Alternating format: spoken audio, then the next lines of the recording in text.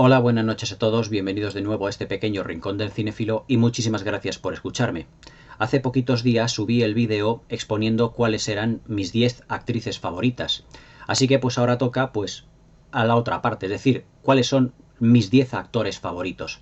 Hace unas cuantas semanas, creo que fue hace un par de meses, os puse aquí un vídeo hablando cuáles eran para mí los 15 mejores actores de la historia del cine, claramente desde un punto de vista más objetivo, es decir, aquellos actores en los que yo pienso que, dado su calidad interpretativa, son los mejores, o los que yo pienso realmente que son los mejores actores, o algunos de los mejores actores que ha dado la historia del séptimo arte. Pero el vídeo de hoy se va a enfocar en los que son realmente mis favoritos.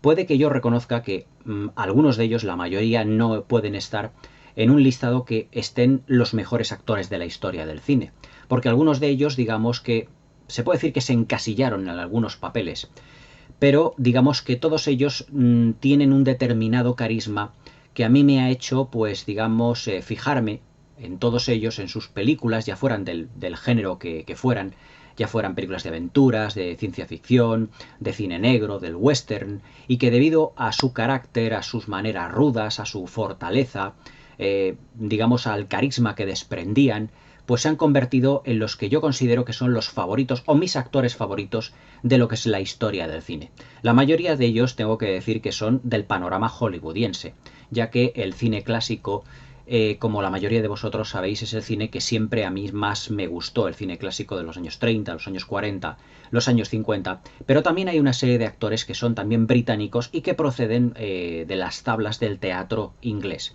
Y que algunos de ellos, uno de ellos, pues se puede decir que está dentro del libro Guinness de los récords con más de 250 películas a sus espaldas y que ha hecho todo tipo de cine. Cuando lleguemos a este actor ya os mencionaré cuál es, evidentemente, el que ostenta ese récord dentro del libro Guinness de los récords. Y como siempre, pues al igual que en el de las actrices, iremos, pues digamos, desde el que, dentro de mis favoritos, desde el que menos me gusta de todos los que me gustan, hasta mi favorito de todos los tiempos. La verdad es que la mayoría de ellos se puede decir que son del cine clásico y hay poquitos contemporáneos, por así decirlo, pero ya sabéis que evidentemente el cine clásico es realmente mi fuerte y el que más me gusta.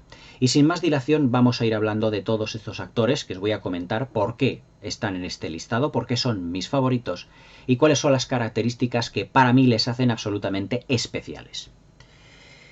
En el número 10, en el último lugar, aunque para mí es un actor realmente maravilloso, empezó más como una estrella de cine, porque él empezó, digamos, dedicándose al mundo del espectáculo, pero no realmente del cine, sino que él empezó en el mundo del circo. Era circense, fue un acróbata muy destacado en Estados Unidos, y durante la Segunda Guerra Mundial, digamos que fue, digamos, con una compañía circense, yendo por así decirlo, digamos, dando ánimos a lo que eran las tropas norteamericanas en unas interpretaciones, no digamos interpretaciones de cine, sino unas interpretaciones de circo, más o menos para distraer a todos los combatientes, a todos los soldados que iban a viajar, evidentemente, a Europa, a combatir, evidentemente, ya os digo, en la Segunda Guerra Mundial.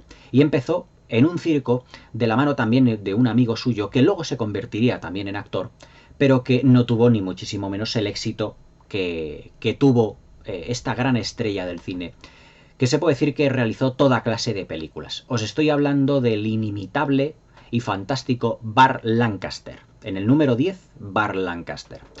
Burt Lancaster ya os digo que empezó en el mundo del circo. Él era realmente un acróbata y el compañero que tenía para lo que eran sus representaciones circenses fue un actor que le acompañó en, digamos, en poquitas películas, pero también haciendo múltiples acrobacias, que fue Nick Cravat.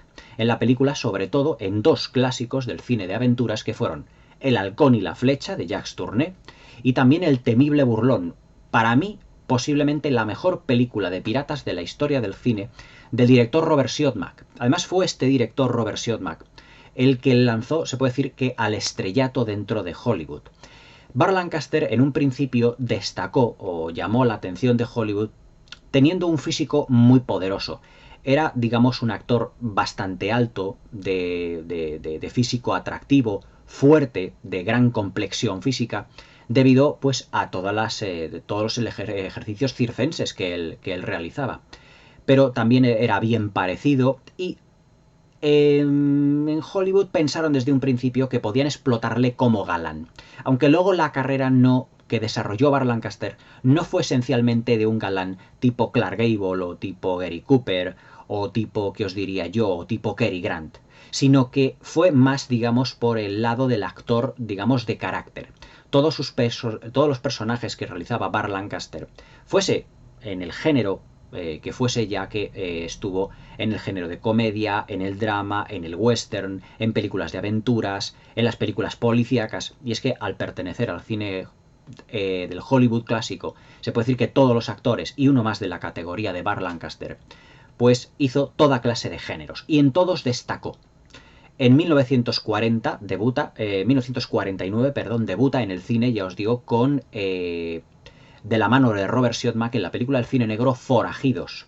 Además también acompañado de Ava Gardner, aunque Ava Gardner ya había realizado una serie de películas, por lo tanto no era nueva, aunque erróneamente se considera que Ava Gardner, el papel que hizo en Forajidos de Femme Fatale, fue la película que la catapultó al estrellato, aunque Ava Gardner ya era conocida por otros papeles. Sin embargo, Burt Lancaster no.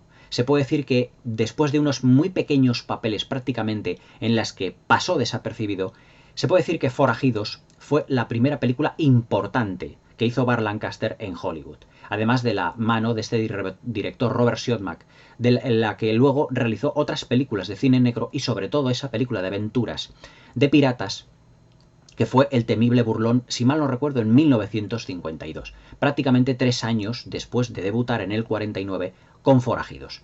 Pero es que Burt Lancaster luego hizo también papeles de western en películas también dramáticas, por ejemplo, estuvo realmente fantástico por aquella película que ganó el Oscar llamada El fuego y la palabra, en la que hacía de un predicador que le ponía mucha intensidad a lo que era su interpretación dentro de la película. Se puede decir que es una película de interpretación dentro de interpretaciones, porque es una película donde hace un papel de un predicador que exagera mucho su papel, ya os digo, de predicador, valga la de redundancia, y él estuvo en esta película, digamos, un pelín sobreactuado en algunos momentos, pero en otros estaba absolutamente sublime. Y por esta película, por El fuego y la palabra, fue por la que fue nominado y por la que ganó su único Oscar dentro de lo que fue su dilatada carrera. Pero luego también tuvo western realmente fabulosos, como por ejemplo Duelo de Titanes junto a Kirk Douglas, haciendo el dúo de Wyatt Earp y de Doc Holliday. Además, esta es una de las películas que yo creo que junto con Pasión de los Fuertes de John Ford, se puede decir que es la mejor película que representa el duelo en el OK Corral, que fue uno de los capítulos más importantes de lo que fue la historia de los Estados Unidos, el duelo en el OK Corral entre lo que fue los hermanos Clanton por una parte y Wyatt Earp y Doc Holliday por otra parte.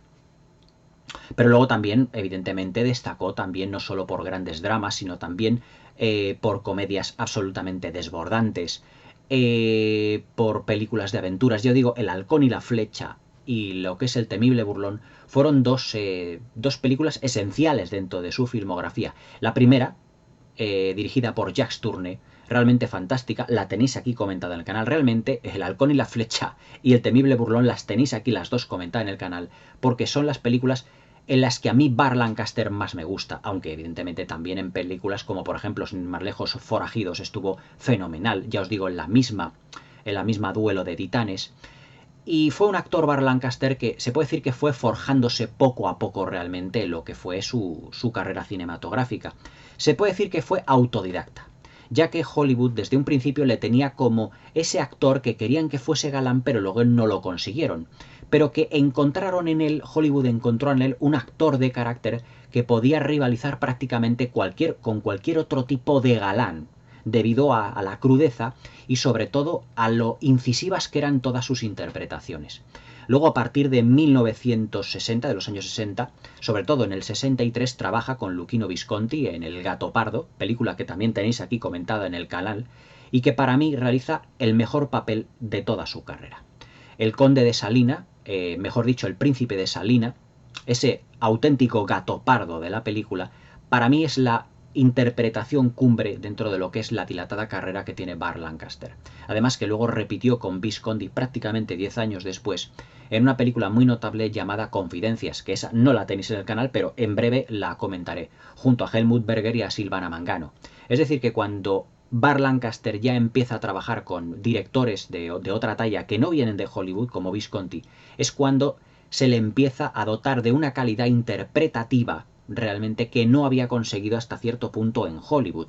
Es decir, los papeles que hace con Visconti son papeles completamente distintos a los que hace en Hollywood. Es más, el papel que hace del príncipe de Salina y del profesor en El gato pardo y en Confidencias, respectivamente, son como una proyección de la propia personalidad de Luchino Visconti, que vio en Burt Lancaster, evidentemente, digamos, un personaje, un actor que podía identificarse él y proyectar su personalidad, digamos, hasta cierto punto. Pero Burt Lancaster se puede decir que dentro de su carrera cinematográfica pues lo abarcó absolutamente todo. Luego también ya estuvo también presente, evidentemente, en los años 80, realizó una película realmente extraordinaria, fenomenal, que era Atlantic City, junto con Susan Sarandon, una Susan Sarandon muy jovencita por aquel entonces. Pero Burt Lancaster tiene una carrera pues dilatadísima, por ejemplo, Mesas separadas, Los 7 días de mayo, si mal no recuerdo también La venganza de Ulzana, Los profesionales, es decir, muchísimas e inolvidables películas en donde Burt Lancaster destacaba sobre todo por su personalidad y por un carisma absolutamente arrollador, sobre todo por una sonrisa que yo creo que ha sido como la sonrisa definitiva en Hollywood. Yo creo que Burt Lancaster poseía una sonrisa que ningún otro actor, o voy mucho más allá, que ninguna otra estrella de Hollywood ha tenido. El carisma de Burt Lancaster era debido a su sonrisa y a una presencia física absolutamente desbordante. Burt Lancaster era de esos actores que les veías en pantalla y ya te caían bien, porque daba además una imagen de socarronería, de simpatía, que muy pocos actores y que muy pocas estrellas han tenido, pero que era capaz también de forjarte un papel absolutamente dramático y maravilloso, yo os digo, como los que hizo a las órdenes de Luchino Visconti. Burt Lancaster es sin duda pues una de esas estrellas fulgurantes del Hollywood clásico, ya a día de hoy irrepetibles. En el número 10, Burt Lancaster. En el número 9 tenemos a un actor que yo diría que es el secundario de lujo del cine contemporáneo. Si os acordáis en el listado que yo hice de los mejores actores de la historia del cine bajo mi punto de vista, creo que fue el último el que puse directamente a Walter Brennan. Y os expuse que Walter Brennan era, por así decirlo, pues el mejor actor secundario que ha dado la historia del Hollywood dentro de lo que es ya no solo el Hollywood clásico, sino de toda la historia del cine de Hollywood y del cine de todos los tiempos. Pero si a lo que a capacidad interpretativa dentro de lo que son los actores de reparto, hay algún actor que le podría hacer sombra a Walter Brennan en algún papel, ya no digamos por carisma, sino en algún papel, porque todo hay que decirlo, Walter Brennan tenía un carisma absolutamente arrollador, y si lo dudáis, poneos una película que se llama Río Bravo de Howard Hawks y lo verificaréis por vosotros mismos. Hay un actor que no voy a decir directamente secundario, pero que ha destacado realmente dentro del cine contemporáneo por interpretar papeles de reparto. Pero es que ha encumbrado tan sumamente, de una manera tan brillante, al actor o a la actriz protagonista de esa película. Lo ha hecho de una manera tan absolutamente brillante en todos y cada uno de sus papeles, que muchas de sus películas se recuerdan por la presencia de este actor, más que por la presencia del actor o de la actriz protagonista. Os estoy hablando del actor Morgan Freeman. Morgan Freeman para mí es el mejor actor de reparto del cine contemporáneo. Morgan Freeman para mí tendría que haberse llevado, pues como Walter Brennan tenía 3 Oscar en su estantería, Morgan Freeman solo tiene 1, pero yo, para ser justos, yo a Morgan Freeman le habría dado 17. Porque es que Morgan Freeman es ese actor que siempre está perfecto en todas las películas que realiza. Exactamente es algo que le hermana con Walter Brennan. Y yo os digo que son dos actores digamos, de unas capacidades interpretativas y de unos estilos muy diferentes, pero tienen un denominador común. Y es que siempre, siempre estaban perfectos en todos los papeles en los que interpretaban. Todos los papeles Morgan Freeman se puede decir que lo ha hecho perfecto. Yo le descubrí en una película en 1989 cuando era niño, que era Paseando a Miss Daisy, que era esta película en la que Morgan Freeman hace de chofer del personaje de Jessica Tandy, en el que pues le va pues cuando esta mujer ya está, digamos, en las últimas, en los últimos estertores, digamos, los estertores de su vida, la va ayudando, digamos, más que físicamente, la va ayudando psicológicamente a llevar pues la enfermedad que tiene el personaje de Jessica Tandy, a llevar su vejez, y la va, como el título lo dice de la película, la pasea con su coche, con su auto, y se van haciendo, digamos, grandes amigos. Y eso que el personaje de Jessica Tandy al principio no, tiene como una especie como de manía al personaje de Morgan Freeman, precisamente por ser de color. Pero al final de la película le termina cogiendo un cariño absolutamente enternecedor. La química que hay realmente entre Morgan Freeman y Jessica Tandy es de las que no se olvidan. Paseando a Miss Daisy es una película entrañable y realmente extraordinaria por las interpretaciones ya no solo de Jessica Tandy, sino que Morgan Freeman estuvo a la altura de una de las grandes actrices del cine contemporáneo, con una calidad interpretativa que muy pocos actores habrían dado de sí. Estuvo también fantástico, realmente fantástico, en Elegidos para la Gloria, aquella película de Edward Sitch, junto a Matthew Broderick, junto a Denzel Washington, que fue la película en la que Denzel Washington se llevó un Oscar al mejor actor de reparto, pero es que también encumbró, como nadie lo hubiese hecho, a Clint Eastwood en Million Dollar Baby, dirigida también por el propio Clint Eastwood, y donde ahí ya sí que se llevó un más que merecido Oscar al mejor actor de reparto. Pero es que hace poco yo he comentado aquí una película que se llama Cadena Perpetua, en la que el protagonista es Tim Robbins. Sin embargo, el peso interpretativo de esta película es el de Morgan Freeman. Morgan Freeman en Cadena Perpetua está realmente excepcional. Es una de las mejores interpretaciones de los últimos tiempos. Ese amigo realmente que, digamos que Tim Robbins, que es un personaje que es el protagonista, pero que cuando pasa directamente a la sombra, cuando ya ha logrado, digamos, escapar de lo que es la cárcel, el protagonismo se lo queda a Morgan Freeman. Pero es que Morgan Freeman se convierte en el absoluto protagonista ya no solo en ese tercio final del film, sino que es que fagocita la interpretación de Tim Robbins, que se supone que es el protagonista.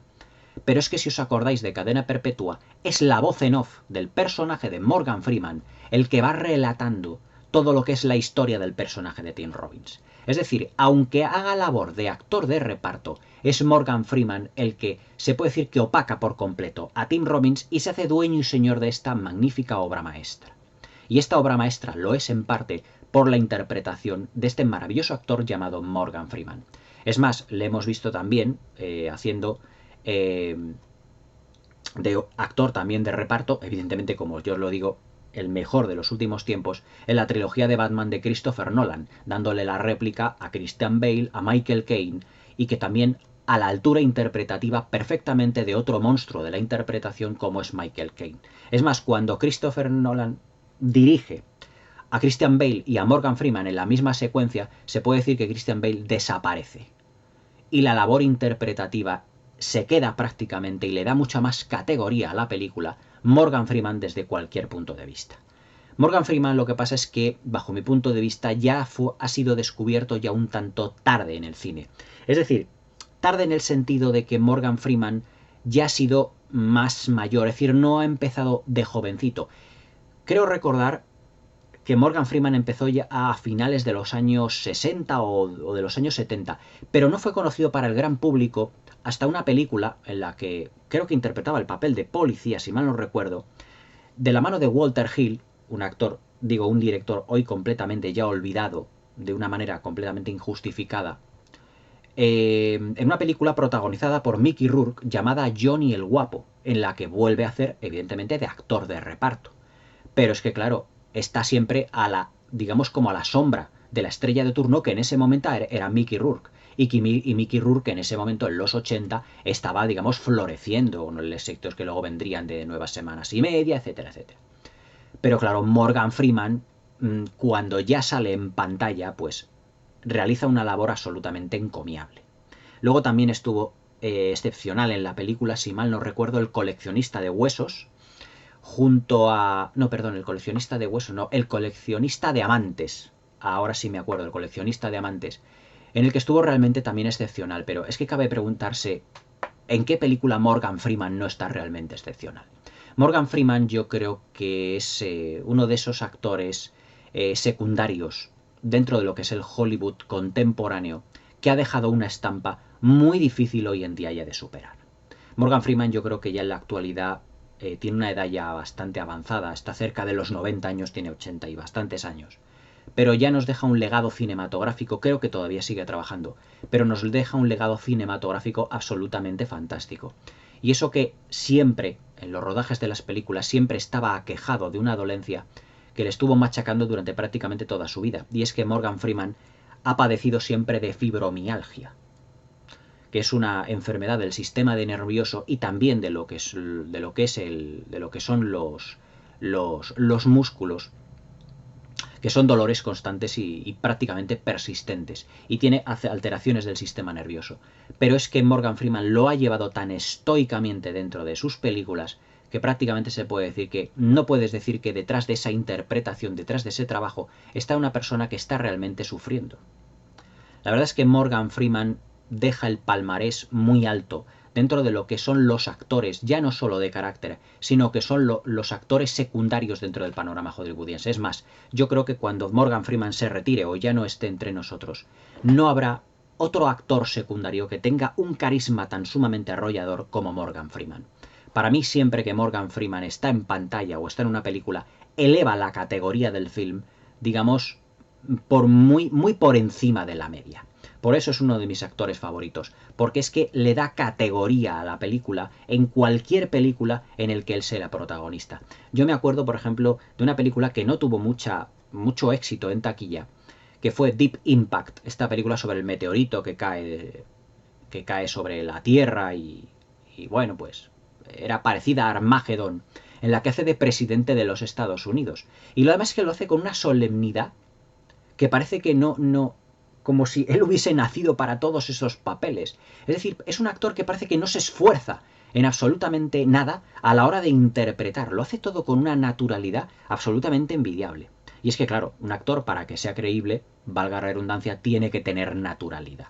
Por eso es uno de mis actores favoritos, porque es muy camaleónico y porque es capaz de transmutarse en cualquier papel que le des. Tiene Morgan Freeman la profesionalidad en su trabajo de las grandes estrellas de antaño de Hollywood. Yo creo que Morgan Freeman hubiese sido mucho más feliz, siendo incluso también actor de reparto, dentro de lo que fue el panorama del Hollywood clásico. Realmente yo creo que hay muchos actores y muchas actrices, como os comenté en mi vídeo de mis actrices favoritas, que hubiesen gustado participar o hubiese gustado vivir dentro de la estela del cine del Hollywood clásico. En el número 9, Morgan Freeman. En el número 8 tenemos a un actor que ya os hablé, no me voy a detener excesivamente en él, porque es un actor que ya le incluí en el listado de mis 15 mejores actores de la historia del cine. Pero es un actor que representa lo mejor del Hollywood clásico. Este actor fue uno de los actores fetiche de Alfred Hitchcock, en muchas de sus películas, pero sobre todo en una, en Vértigo, y en otros papeles como por ejemplo El hombre que sabía demasiado, La soga, pero también realizó una gran cantidad de maravillosos y magníficos westerns de la mano de Anthony Mann. Por ejemplo, Tierras lejanas, que es una película que yo voy a comentar en breve, si no es después de este vídeo, seguramente el siguiente, o 2 o 3 siguientes. Tierras lejanas, Horizontes lejanos, Winchester 73, pero también fue un maravilloso cómico. Historias de Filadelfia de George Cukor lo da a entender, y también otro de los grandes actores dirigidos por Frank Capra, en Qué bello es vivir, en Vive como quieras. Eso estoy hablando de James Stewart. James Stewart es, digamos, la quinta esencia de lo que es la estrella y el actor, el galán del Hollywood clásico, junto con Cary Grant. Es decir, que otro actor, para mí uno de los mejores de la historia del cine, uno de los más sobresalientes de la historia del cine, puede hacer tal cantidad de papeles y todos tan magníficamente bien. Es que no había papel que se le resistiera a James Stewart. Y además es que todos le aportaba, ya no solo hablamos de carisma o de naturalidad, sino también de una serie de tics, no voy a decir tics nerviosos, sino de ademanes, que también los tenía, por ejemplo, Burt Lancaster. Sobre todo, si Burt Lancaster destacaba por la sonrisa, el tic, digamos, por el que destacaba muchas veces James Stewart, era por una mirada absolutamente fría y heladora, que te dejaba completamente bloqueado. Estuvo magnífico en La soga de Alfred Hitchcock como ese profesor que se va dando cuenta de ese asesinato que se ha producido, como si de un Hércules Poirot o como de un Sherlock Holmes se tratara. Pero evidentemente el papel por el que se le conoce realmente a James Stewart es por el de George Bailey en Qué bello es vivir. Yo diría que posiblemente su mejor papel. También estuvo entrañable, maravilloso, en esa gran obra maestra que tenéis aquí comentada en el canal, que fue El bazar de las sorpresas de Ernst Lubitsch. Un papel absolutamente demoledor, en esta tragicomedia que es una de las más brillantes películas de este director. Pero es que James Stewart tiene una filmografía que yo diría que es de las más sobresalientes del Hollywood de todos los tiempos.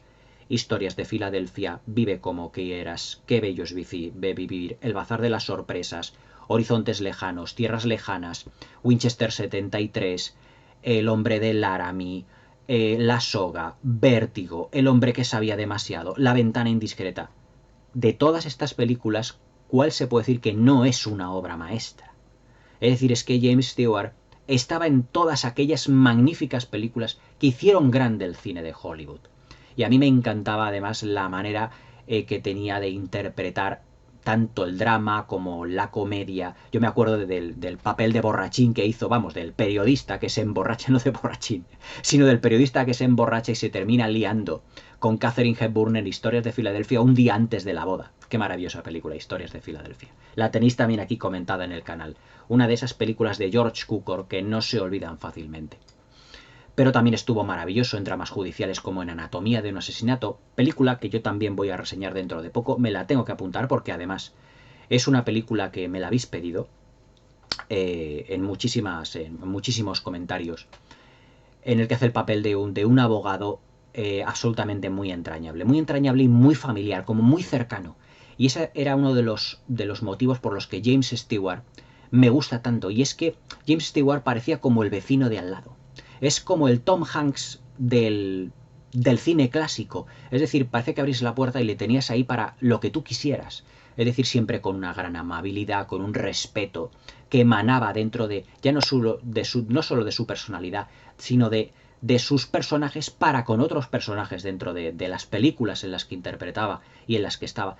Es que James Stewart era uno de esos actores de los que nunca se olvidan y de que hoy en día ha dejado, digamos, un vacío tan grande que es absolutamente irrepetible. Solo ya os digo, Tom Hanks puede en ese sentido compararse hasta cierto punto, salvando las distancias, con James Stewart.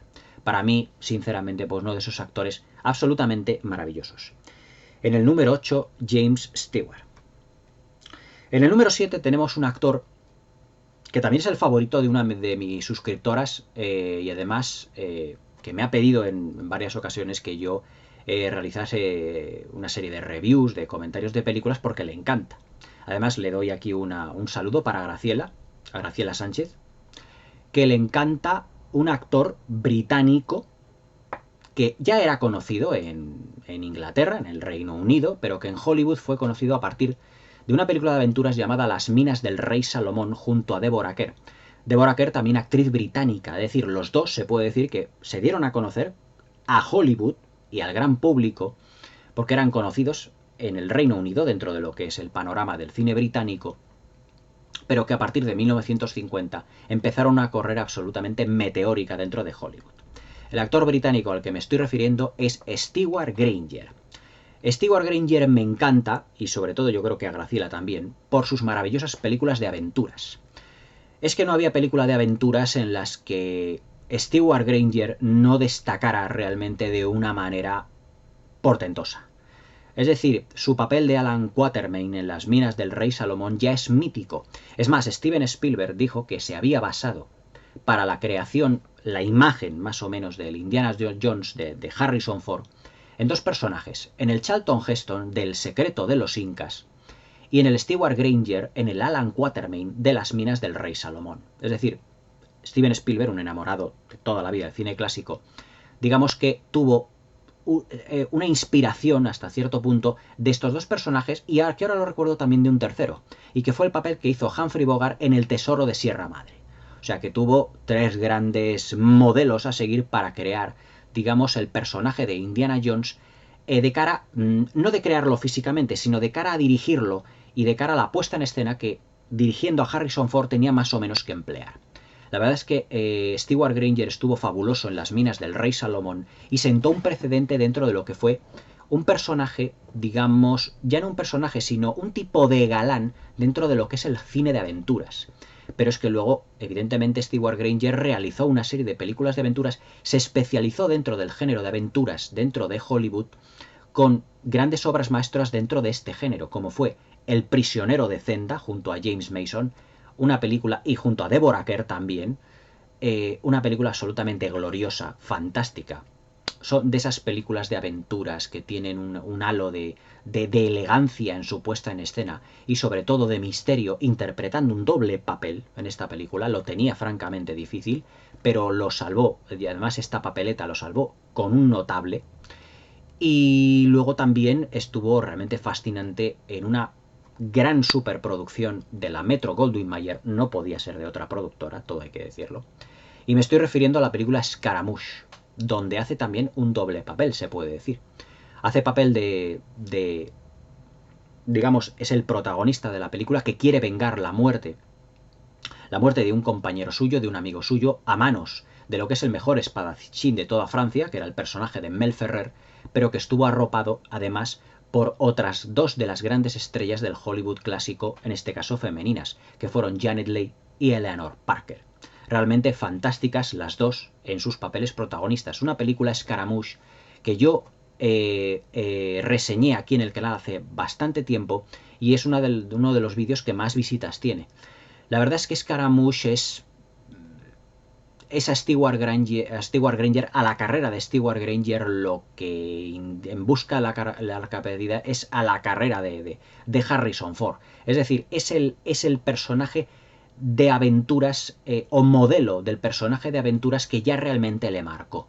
Y además es que se nota a la legua que esta película es Metro Goldwyn Mayer por la minuciosidad que tenían todas las estrellas en su interpretación, por una puesta en escena absolutamente demoledora. Es decir, es la superproducción o una de las superproducciones de aventuras más conseguidas de todos los tiempos. Mel Ferrer, Janet Leigh, Eleanor Parker, Stewart Granger, todos estuvieron magníficos en una producción que realmente se nota a la legua que es Metro Goldwyn Mayer, pero también cómo olvidarnos de otra fantástica película de aventuras en donde hizo de capitán de un ballenero que fue Todos los hermanos eran valientes junto a Anne Blythe y a Robert Taylor, otro de los galanes de la época. Lo que pasa es que, claro, Robert Taylor era un galán ya más, digamos, de los años, digamos que empezó en los años 30, de la mano también de la Metro Goldwyn Mayer. La verdad es que Robert Taylor hizo pocas películas al margen de la Metro Goldwyn Mayer. Pero Stewart Granger, digamos que aquí le da la réplica de una manera brillante. Y claro, pues en esta película tenía que enfrentarse, interpretativamente hablando, además que hacen el papel de dos hermanos en esta película, interpretativamente hablando, un peso pesado de lo que era lo que era el Star System de Hollywood, que era a Robert Taylor. Pero claro, él lo que le sacó a relucir a Robert Taylor en esta película fue su vena británica, su carácter británico, que ya había forjado, digamos, en Inglaterra, y que en las películas de Hollywood lo soltó, digamos así, digamos en toda su plenitud, desbordando una serie de papeles, ya os digo, dentro del género de aventuras, como muy pocos otros actores lo han conseguido. Además es que siempre era Stewart Granger ese personaje que prácticamente se puede decir que no se despeinaba. O sea, uno de los rasgos también que tenía los personajes que interpretaba Stewart Granger es que tú le veías y decías, es que no se ha despeinado en toda la película. O sea, porque hay muchos actores que dentro de lo que eran las secuencias de acción, por ejemplo en Scaramouche no fue doblado, tanto Mel Ferrer como él, en ese duelo a espadas, que es para mí el mejor duelo a espadas de la historia del cine, olvidado de los duelos a espadas de la Guerra de las Galaxias, esto digamos que es otro mundo. los dos no fueron doblados, sino que estuvieron durante muchísimo tiempo dando clases de esgrima. Además, tengo que decir, como apunte, que a Stewart Granger le encantaba el esgrima, y además es que se le ve cómo maneja lo que es el florín, lo que es la espada, lo que es el florete, de una manera absolutamente perfecta, se puede decir. Además es que en esta película se puede decir que lo que es el arma que él lleva y él se funden en uno solo. Realmente está fantástico en ese sentido. Pero es que a otros actores que interpretaban películas de aventuras veía que, bueno, se podían despeinar en algún momento, intencionadamente o no intencionadamente dentro de lo que era la película, según estuviese controlado, según fuera el director. Pero es que Stewart Granger, en todas las secuencias de acción que tiene, en todos los planos, es que no se le mueve un pelo de la cabeza al tío. Dices, es que cómo está peinado, cómo estaba enfocado, muy alto, bien parecido, ancho de espaldas, galán. Es decir, Stewart Granger era, digamos, ese tipo de galán del cine de aventuras que no se ha vuelto a repetir. O sea, Stewart Granger hizo una serie de películas de aventuras, destacó en el género de aventuras por películas como os he dicho, Scaramouche, El prisionero de Zenda, Todos los hermanos eran valientes. Todas esas películas las tenéis, Las minas de Rey Salmón, todas esas las tenéis aquí comentadas en el canal. Y es que Stewart Granger, siempre hago, digamos, hincapié en la interpretación de Stewart Granger y en su presencia física absolutamente demoledora dentro de la película, porque le aportaba una categoría como galán del cine de aventuras que muy pocos, por no decir ninguno, dentro de lo que es el género de aventuras, le dio al Hollywood clásico. Stewart Granger fue uno de los grandes del Hollywood clásico dentro del género de aventuras. Indudablemente un actor absolutamente todoterreno e inolvidable. A día de hoy, vuelvo a decir, como con los anteriores, irrepetible. En el número 7, Stewart Granger. En el número 6, otro actor que ya os he hablado de él, y además de una manera bastante, por así decirlo, incisiva. Cary Grant es el cine. Es decir, no hay otro actor en la historia del cine, digamos, que mejores ha podido estar Marlon Brando o Clark Gable, aproximadamente. Creo que en mi lista de los 15 mejores actores de la historia del cine estuve haciéndoos este ranking, bastante pormenorizado y bastante pensado además. Pero es que yo creo que Cary Grant es, ahora no me acuerdo si estaba antes o después, pero yo creo que está prácticamente a la altura de estos grandes. O sea, Cary Grant creo que le puse en tercera posición, en tercera o cuarta, creo que en tercera posición en el vídeo, pero podría estar también prácticamente el primero. Cary Grant lo hizo todo en el cine, al igual que todos los compañeros suyos de profesión de los que estoy nombrando, pero realmente es que se lo ganó a pulso.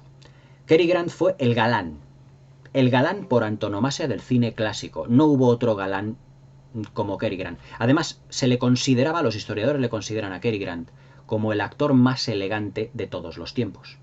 Porque creo que esto ya os lo dije en el anterior vídeo, pero él siempre había una cláusula en sus contratos dentro de las películas que él hacía en el que ningún diseñador de vestuario le vestía, sino que él vestía directamente.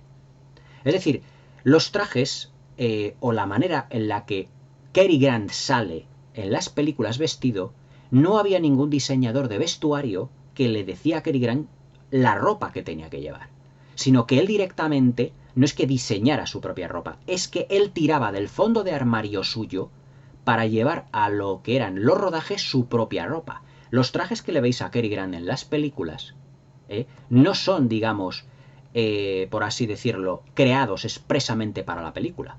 Eran comprados por él mismo porque eran de su fondo de armario. Hombre, evidentemente en algunas películas el director, como no, o el productor le diría, oye, pues tienes que ir de esta manera o de esta manera vestido. Pero era ya Cary Grant el que se encargaba de buscar ese tipo de vestuario que le iba a la película dependiendo de las directrices que le diese el productor, director, guionista, es decir, en función del personaje. Pero a él no le diseñaban el vestuario, sino que él se vestía directamente. Y además de una manera absolutamente primorosa, es decir, Cary Grant era otro de esos actores que siempre iba impecable en todas las películas.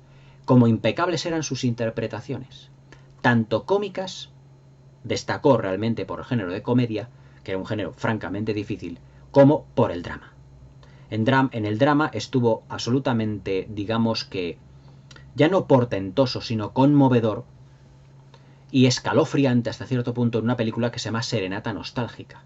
También haciendo una película junto a Deborah Kerr llamada Tú y yo de Leo McCarey, que es un remake también de otra película, es un remake de otra película también que tenía el mismo argumento y además dirigida por el mismo director, para la redundancia, por Leo McCarey. Pero es que también destacó por las inolvidables comedias que hizo, por ejemplo, con Howard Hawks, como por ejemplo Me siento rejuvenecer junto a Ginger Rogers y a Marilyn Monroe, dos de mis actrices favoritas, en La fiera de mi niña junto a Katharine Hepburn, dándole a la réplica a Katharine Hepburn de una manera realmente fantástica. Estuvo maravilloso en Historias de Filadelfia, también con James Stewart a las órdenes de George Cukor. Estuvo fantástico con Frank Capra, a las órdenes de Frank Capra en Arsénico por compasión, una interpretación que él siempre hasta cierto punto detestó, pero que yo la encuentro absolutamente fascinante y con un grado de comicidad de esas que dices, o sea, es que no puedo parar más de reír de todas las expresiones de sorpresa que pone Cary Grant. Creo que esta secuencia ya os la comenté, pero hay una secuencia en Arsénico por compasión, otra película que tengo que comentar, en la que en la película abre un arcón y hay un cadáver de lo que son unas tías suyas que él visita, pero que se encargan de... Es una comedia negra. Es una comedia negra. Ya la tenéis que ver, ya os lo comentaré. Y descubre un cadáver en el arcón, cierra el arcón, y cuando él se da cuenta de que acaba de ver un cadáver, la expresión que pone de comicidad Cary Grant en esta película es única en la historia del cine. O sea, la cara de sorpresa, la cara de estupefacción que tiene Cary Grant en ese fotograma, en ese plano, es que es para darle un Oscar directamente. Pero es que Cary Grant nunca recibió un Oscar. Lo recibió de manera honorífica. Pero es que se lo merecía también. Como Morgan Freeman, pues prácticamente por todos los papeles que este hombre hizo. Es que Cary Grant tenía un algo que no tiene ya ningún actor. Era una mezcla entre personalidad, carisma, elegancia, expresividad, que dices, es que ningún actor lo tiene a día de hoy. Entonces yo me acuerdo también otra película que creo que me la compré hace relativamente poco tiempo, que es una comedia, se llama La pícara puritana, que hace un papel que es que te caes rendido a sus pies. Es que te partes de risa, es que te meas de la risa, perdón por la expresión, pero es que no puedes reírte más. Y sobre todo yo me acuerdo por una película que me ha costado muchísimo conseguir en DVD, pero que por fin la conseguí. De segunda mano y además muy baratita. Es un pequeño clásico del cine de todos los tiempos que se llama Los Blendings ya tienen casa. Junto con Myrna Loy y junto con Melvyn Douglas. Una comedia que es, si habéis visto la película Esta casa es una ruina con Shelley Long y con Tom Hanks, Esta casa es una ruina es el remake de Los Blandings ya tienen casa. Y es una película además que tiene un halo como muy moderno, porque empieza pues como si fuera una película directamente de cine contemporáneo, haciendo como una crítica de todo lo que es los agobios del trabajo, de todo lo que es la gran ciudad. Y es la historia de una familia que se quiere ir al campo a vivir.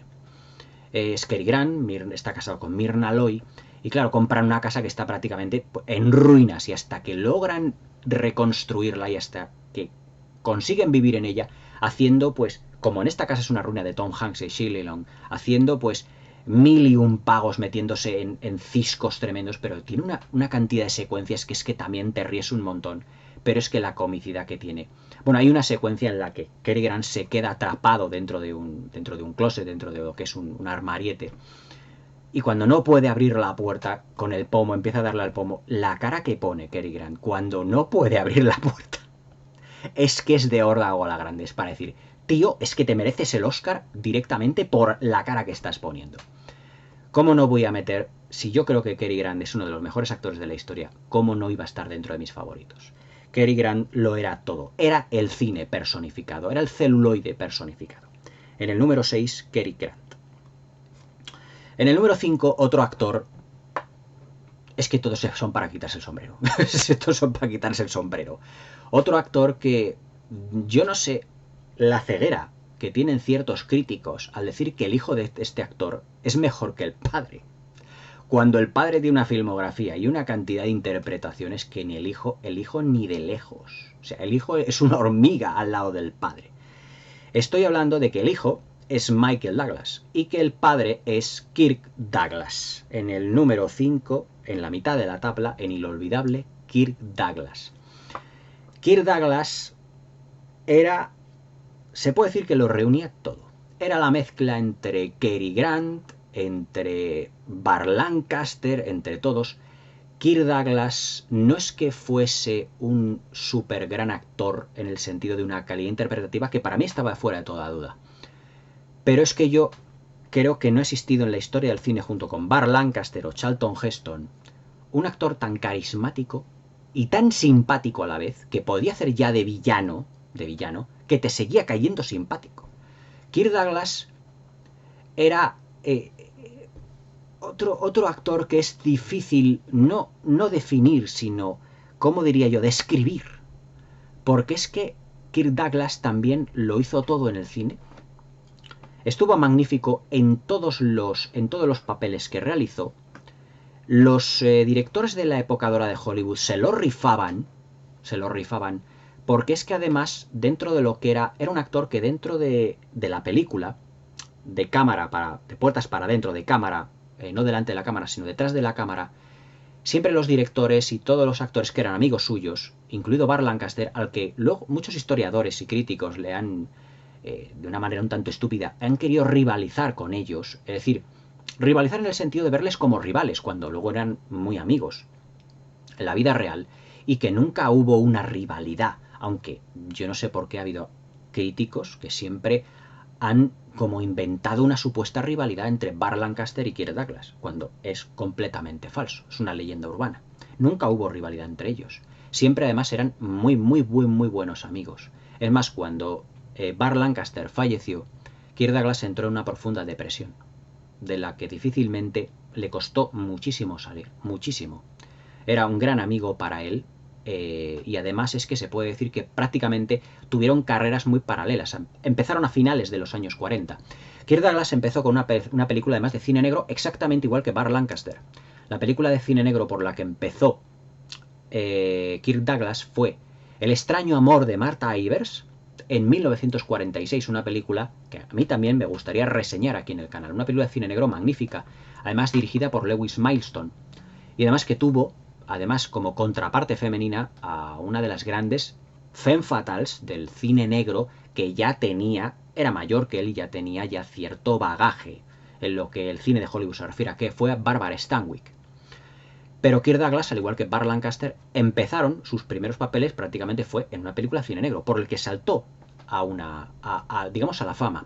Es decir, Forajidos para Burt Lancaster es igual que El secreto, que el gran amor de Martha Ivers para Kirk Douglas. Pero es que luego estuvo también magnífico trabajando para Vincent Minnelli, sin ir más lejos, en Cautivos del mal. Lo que es, yo creo, para mí una de las mejores películas que tiene Vincent Minnelli, además de sus grandes y extraordinarios musicales. Pero es que luego también estuvo fenomenal a las órdenes de Billy Wilder, sin ir más lejos, como ese periodista sin escrúpulos de una película llamada El Gran Carnaval.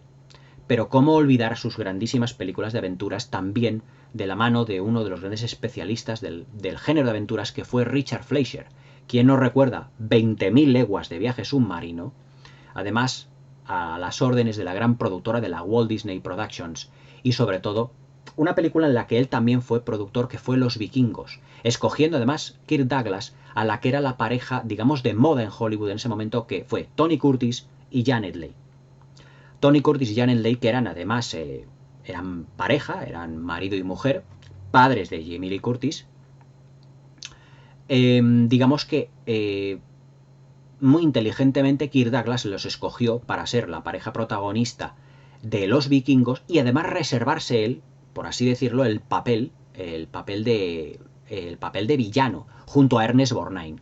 Digamos que en esta película, en Los Vikingos, bueno, es una leyenda que corre, es una medio leyenda urbana dentro del Hollywood clásico, pero yo creo que tiene bastante, que puede ser bastante de realidad.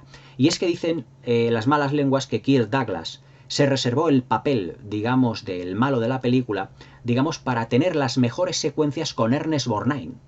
Y es que hacen Ernest Borgnine y Kirk Douglas en Los Vikingos de padre e hijo, Ragnar y Einar, respectivamente. Y la verdad es que, por lo visto en el rodaje se lo pasaron en grande Ernest Borgnine y Kirk Douglas porque estaban haciendo constantemente muchas bromas a Tony Curtis, a Janet Leigh, constantemente. Y claro, él se reservó, por así decirlo, pues el papel. El protagonista era, digamos que era más Tony Curtis en ese momento, pero se reservó el mejor papel, digamos, de toda la película. Además que él, digamos, en ese papel del hijo de los vikingos que luego toma, digamos, el liderazgo, ese vikingo enamorado platónicamente del personaje de Janet Leigh, está realmente fascinante. Los vikingos, otra película, que esa no la tengo aquí comentada en el canal, pero no tardaré en reseñarla. Una auténtica maravilla del Hollywood de aventuras de la época. Además del director Richard Fleischer, que también le dirigió en 20.000 leguas de viaje submarino. Y luego, pues también, ya, evidentemente, también estuvo con Burt Lancaster en Duelo de Titanes, que las he mencionado anteriormente cuando hemos hablado de Burt Lancaster. Y luego también una película que hizo, pero ya, creo que ya entrados ya los años, finales de los 70 o ya entrados los años 80, pero que, fijaos que Arnold Schwarzenegger estaba empezando a ser estrella en ese momento, pseudo conocida, pero ahí se vio dónde Arnold Schwarzenegger podía llegar y dónde había llegado Kirk Douglas. Es decir, en esa película Kirk Douglas le dio sopas con onda a Schwarzenegger, que fue Cactus Jack, una especie de western tipo comedia en el que también estuvo como contraparte femenina Anne Margaret. Una película muy cómica en el que se puede decir que Kirk Douglas, pues, digamos que está en su salsa haciendo un papel cómico muy, muy destacable, pero que se come literalmente a Schwarzenegger. Luego también hizo películas bélicas, Los héroes de Telemark, absolutamente maravillosa, y A las órdenes de Stanley Kubrick en Senderos de Gloria. Haciendo además de ese capitán francés que no quiere que sus tropas, no quiere enviarles a esa misión suicida, en una película maravillosa de Stanley Kubrick, que es de una de las pocas que me queda ya por reseñar de Stanley Kubrick. Dentro de poco la comentaré. Y además donde hizo también las labores de productor. Fue donde realmente, en esta película del 57, Senderos de Gloria, donde conoció a Kubrick. Donde empezó ya a tener ciertos, digamos, como ciertos choques con él. Y luego, 3 años después, en Espartaco, que era una película muchísimo más grande, eso ya fue la hecatombe en el rodaje. O sea, yo creo que no ha habido rodaje en donde la gente se llevara tan mal casi como en Espartaco. Si ya había rivalidad entre Laurence Olivier y entre Charles Laughton, además 2 de los mejores actores de la historia del cine, que ya os conté en aquel vídeo de los 15 mejores actores de la historia del cine, que había una rivalidad brutal entre los dos, entre Charles Laughton y Laurence Olivier, y entre Stanley Kubrick y Kirk Douglas, ya teníamos la cena puesta. Es decir, estaban a grito pelado, cada uno por un lado, cada uno por una parte, pero claro que dieron evidentemente al cine pues una de las grandes obras maestras del cine del género épico, de lo que era de lo que eran las superproducciones épicas. Y evidentemente uno de los mejores papeles de Kirk Douglas, que es el papel de Espartaco. O sea, magnífica película y magnífica interpretación de Kirk Douglas. Kirk Douglas era otro de esos actores de carácter que, como Burt Lancaster, pues ya no hay en el cine. Lo hacían, o sea, abarcaron los dos prácticamente todos los géneros, pero a mí, ya os digo, está más arriba en la tabla porque a mí personalmente me gustaba algo más Kirk Douglas. Kirk Douglas era de esos que, al igual que como Burt Lancaster, desbordaban carisma y un buen hacer cinematográfico y unos tics también en interpretación absolutamente ya inolvidables. Cuando Kirk Douglas se ponía, digamos, de mala uva en las películas, se le ponían los ojos como se le salían de las órbitas, o sea, pero a la vez es que con esa sonrisa podía pasar de esos papeles como de bruto, pero que te caía simpático, a papeles cómicos, también un tanto mujeriego a veces. Es que era inolvidable Kirk Douglas. Yo, cuando falleció hace poco a los 102 o 103 años, ya tan viejecito, tan en la silla de ruedas, diría, Dios mío, lo que fue Kirk Douglas realmente. Pero es que fue una leyenda viva. O sea, Kirk Douglas, cuando hace poco estaba todavía vivo, decías, es que el Hollywood clásico todavía vive en ese ancianito, en ese viejito, en esa silla de ruedas. Pero es que Kirk Douglas lo fue.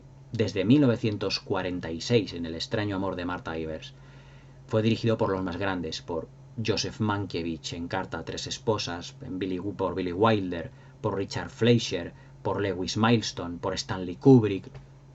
Es que claro, hablar del Hollywood clásico y de sus actores es hablar del mejor cine de la historia. En el número 5, Kirk Douglas. En el número 4, ahora sí, un actor británico que tiene su sello en el libro Guinness de los récords. Participó en más de 250 películas, rozaba las 300 películas. O sea, este actor que empezó haciendo pequeños papeles secundarios, empezó realmente como actor de teatro, participó activamente además en la Segunda Guerra Mundial como piloto de aviones, piloto de cazas, vamos, lo que se correspondía. Creo que fue piloto de la RAF, precisamente. Y además es que primeramente fue conocido más por actor de teatro, realmente, que como actor, digamos, de cine. Pero cuando viajó a Hollywood hizo dos películas muy importantes para Robert Siodmak y para John Huston, y para Robert Siodmak en un pequeñísimo papel en El temible burlón, película protagonizada por Burt Lancaster que os he mencionado anteriormente. Y para John Huston, junto a un amigo suyo, con el que luego realizaría multitud de películas los dos juntos, y que fueron las grandes estrellas de la Hammer. El compañero era Peter Cushing, su compañero en la ficción, y él es nada más y nada menos que el gran Sir Christopher Lee.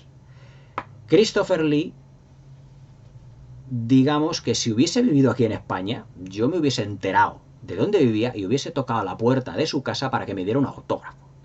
Christopher Lee ha sido, pues no solo ha sido evidentemente el mejor Drácula de la pantalla.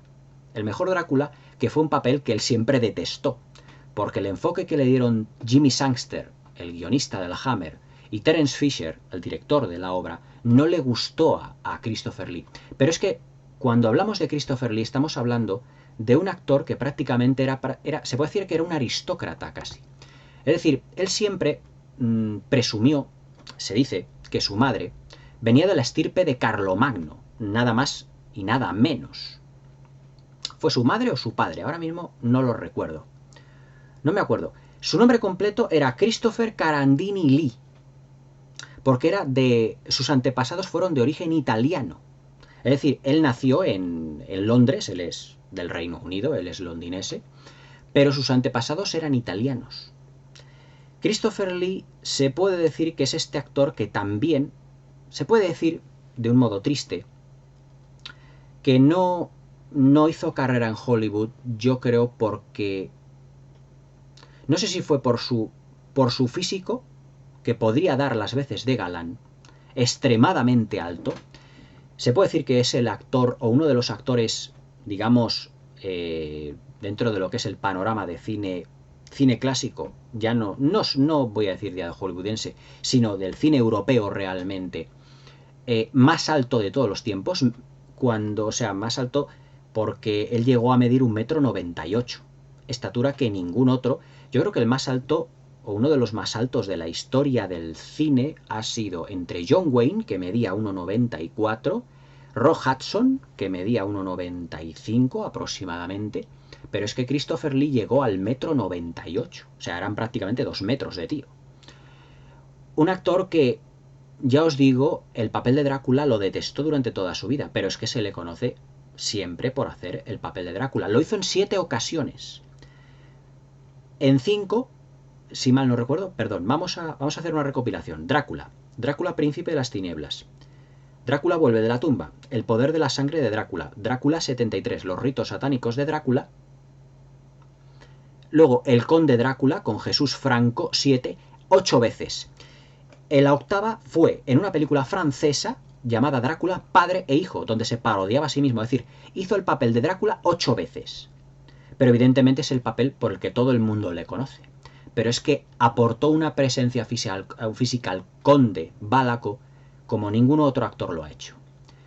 Solo a lo mejor Max Schreck en estatura y en caracterización podía competir realmente con Christopher Lee por el papel de Drácula. Realmente, ahora que me acuerdo, si me permitís el inciso, todos los actores que han hecho de Drácula han tenido gran estatura, excepto Gary Oldman. Gary Oldman ha sido el más bajito. Creo, sin ir más lejos, que, bueno, Christopher Lee 1,98, Frank Langella 1,92, ¿cómo se llama? Bela Lugosi 1,88, parecía bajito pero no lo era, ojo al dato, Bela Lugosi casi rozaba el 1,90 m y Masrek 1,91 m. Es decir, Gary Oldman es más bajito. Pero es que Christopher Lee siempre le dio una apariencia y una elegancia al personaje de Drácula que ningún otro actor le ha dado. Pero es que no solo a Christopher Lee se le conocía por Drácula. Christopher Lee luego tuvo otra segunda juventud a partir del año 2001 cuando interpretó a Saruman en El Señor de los Anillos. En la trilogía del Señor de los Anillos, y ya prácticamente muy mayor, que tuvo Peter Jackson que viajar hasta Inglaterra para poder filmarle para las secuencias en las que él está en El Hobbit, porque ya tenía 90 años, aunque cuando hizo El Señor de los Anillos, ojo, tenía prácticamente 80, y le vemos que se desenvuelve extraordinariamente bien, y también en la serie de la Guerra de las Galaxias, interpretando al Conde Dooku, en las precuelas. Pero es que el Conde Dooku, digamos que es un homenaje que George Lucas hizo al personaje que Christopher Lee había interpretado para la Hammer. Es decir, cuando George Lucas contacta con Christopher Lee para que éste interpretase al Conde Dooku, le dijo: vas a hacer un villano que va a ser un homenaje al Conde Drácula de la Hammer. Cosa que no le terminó de gustar mucho a Christopher Lee. Pero por otra parte se sintió halagado de que formar parte del universo de la Guerra de las Galaxias por aquel entonces era algo que solo estaba, digamos, destinado a la aristocracia del cine, por así decirlo. Ahora ya, pues bueno, ya Star Wars ya, como todos sabemos, digamos que es fanservice, se ha convertido directamente en fanservice. Pero en las precuelas todavía George Lucas le dio, digamos, un halo de homenaje al personaje de Christopher Lee. Es más, el personaje de Christopher Lee en las precuelas se llama el Conde Dooku. Se supone, además fijaos lo gracioso, el conde, es decir, pertenece a la clase alta dentro de lo que tiene que ser la aristocracia de posiblemente una monarquía. Porque los condes, los duques y los marqueses eran personas que hacían un servicio a la corona y se les daba el título de conde, de duque o de marqués o de vizconde. Pero es que el universo de la Guerra de las Galaxias no es una monarquía, es una república. Por lo tanto, es absurdo que haya condes. Si os dais cuenta, es absurdo. Yo me acuerdo cuando estoy viendo El Ataque de los Clones y dice: ¿y el Conde Dooku? Yo, ¿cómo que conde? No, vamos a ver, ¿el universo de la Guerra de las Galaxias no es una república? Por tanto, es absurdo que haya condes. Si os dais cuenta. Porque los condes eran personas que obtienen el título de conde por hacer un servicio a la corona. A una corona, a un rey. Sin embargo, en el universo de la Guerra de las Galaxias no hay reyes. Si os dais cuenta. Pero además le llaman Conde Dooku, conde. Y además, ¿cómo va vestido realmente el Conde Dooku? Alto, de negro y con capa. Como la capa de Drácula. Y el color de su sable láser es rojo. Como era el interior del color de la capa del Conde Drácula. Es decir, el Conde Dooku es el Conde Drácula del universo de la Guerra de las Galaxias. Lo que pasa es que a George Lucas le gustaba mucho el papel que hizo Christopher Lee de Conde Drácula. Pero es que Christopher Lee también le vimos haciendo de villano en películas de James Bond, en El Hombre de la Pistola de Oro, haciendo papel de Francisco Escaramanga.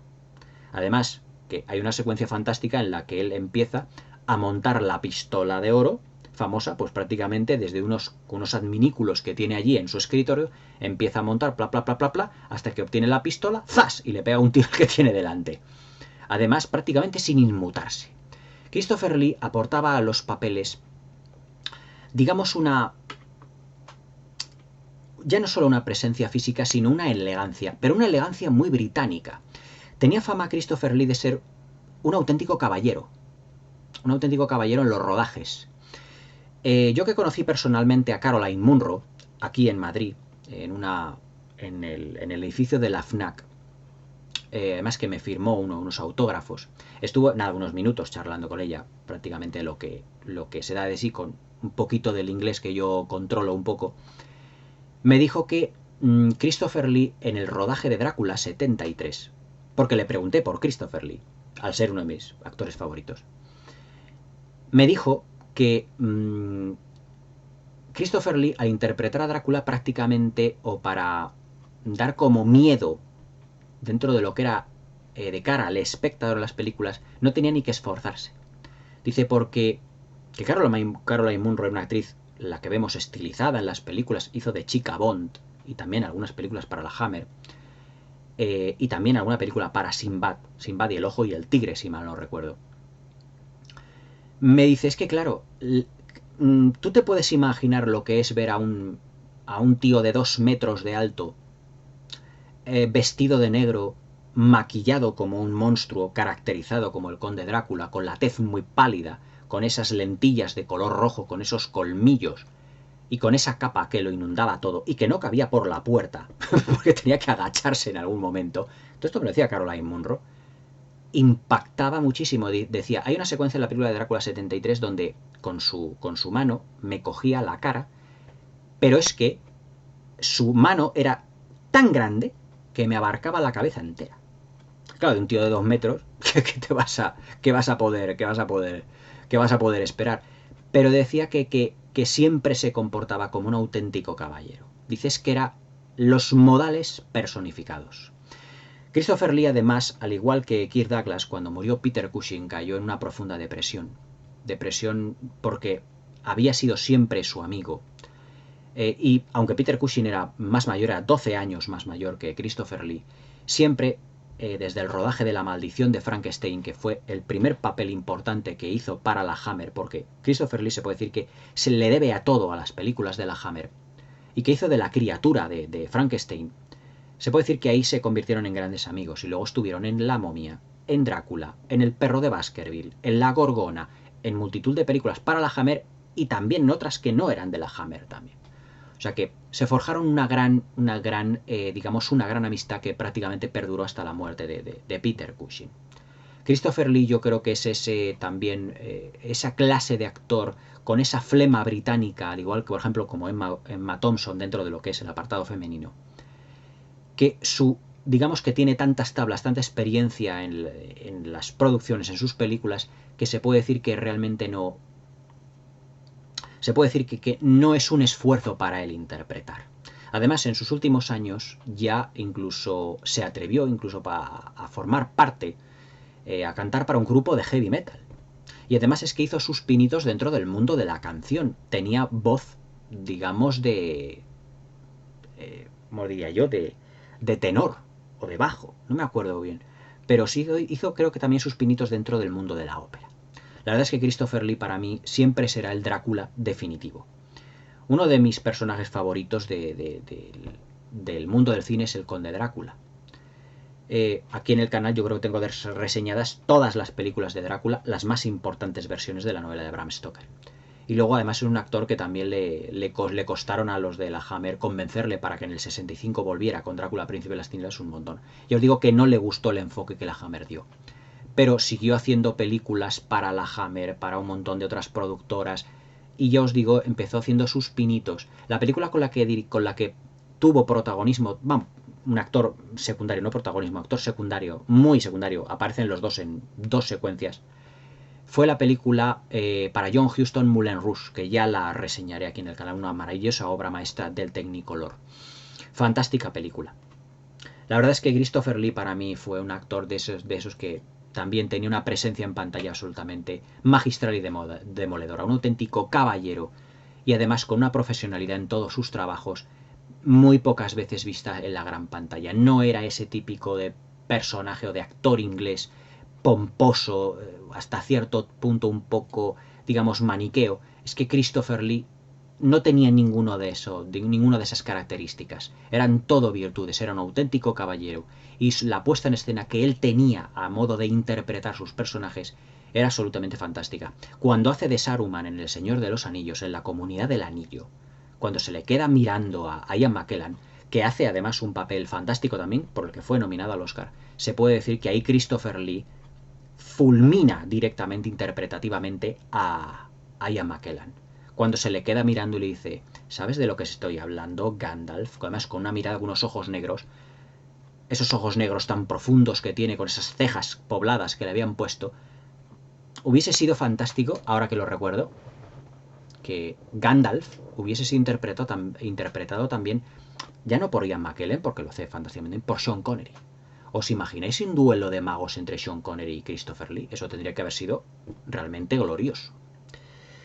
Pero bueno, en el número 5, otro actor realmente, pues, que lo dio todo, tanto fuera como dentro de la pantalla, un auténtico caballero y una auténtica maravilla de intérprete. El maravilloso Sir Christopher Lee. En el número 4, perdón, no en el número 5, el número 4. En el número 3, y ya medalla de bronce, tenemos al rey de Hollywood. ¿Qué os puedo decir de Clark Gable que ya no haya hecho o no haya dicho? Para mí Clark Gable es uno de los 2 o 3 mejores actores de la historia del cine. Clark Gable fue apodado el rey de Hollywood y es un apodo realmente que hoy por hoy su trono de rey no ha habido nadie que lo haya sustituido, y eso que falleció en 1961 después del rodaje de Vidas rebeldes de John Huston junto a Montgomery Clift y a Marilyn Monroe. No pudo ver la película terminada, falleció a los pocos días de terminar el rodaje. Es un actor que lo tuvo todo en la gran pantalla, hizo más de 100 películas en poco menos de 30 años, 100 películas. O sea, imaginaos que os estoy hablando de actores, como Christopher Lee, que hizo más de entre 250 y 300 películas. O sea, ¿qué actor realmente hoy en día puede decir que ha rodado tantas? Era otra época realmente para el cine, otra época totalmente distinta. Hombre, evidentemente, Christopher Lee vivió muchos más años que Clark Gable. Yo la verdad es que cuando Christopher Lee, perdonad que vuelvo hacia atrás, cuando falleció lo sentí.